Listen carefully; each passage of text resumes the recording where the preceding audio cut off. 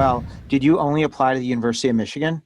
No, the University of Michigan was actually the only school in Michigan that I applied to. I applied to like, I think 10 schools in total, and the rest of them were out of state. And did you get accepted to every single one of these? I did. You got into all the schools? Yeah, I did.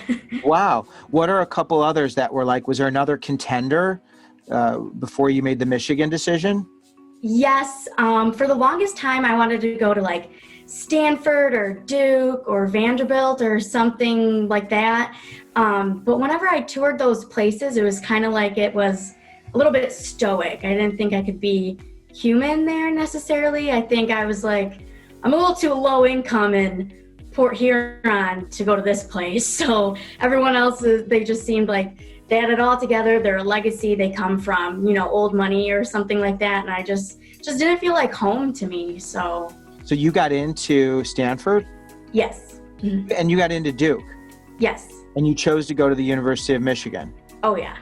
That's amazing, because those places are really hard to get into. I mean, Stanford's like close to impossible, and you rejected Stanford. I did. I said toodaloo.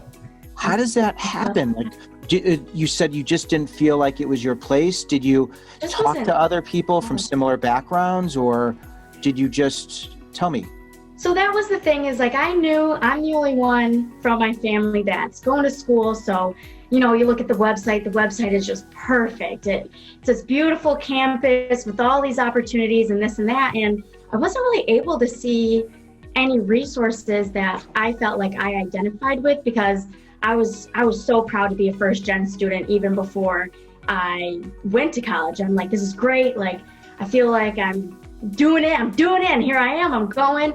And so when I didn't really see a lot of things for like first gen or like women in science, I just kind of felt like, maybe it's not for me. But then when I toured the places, it just felt like, yep, it was just robots. You had to act like this, be like this, and kind of mix in with everybody. Where at U of M, I'm like, we got the academics, we got the athletics, we have first gen, we have all these opportunities that I'm aware of, and that they, just plastered all over their website to make it accessible. And Yeah. I think U of M is really proud to have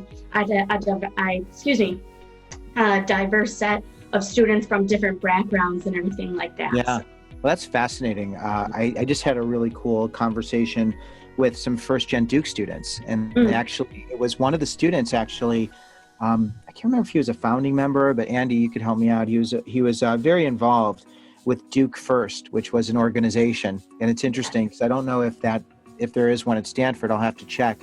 But it seems that there's a movement to really do exactly what you said, is to create a world where if you're a first-gen student, with open arms. Actually, what's interesting is Jamal, who, shout out to Jamal at Duke, he's a founding member of Duke First. He just founded this group within the past year or two. So hey, that's awesome. Love that.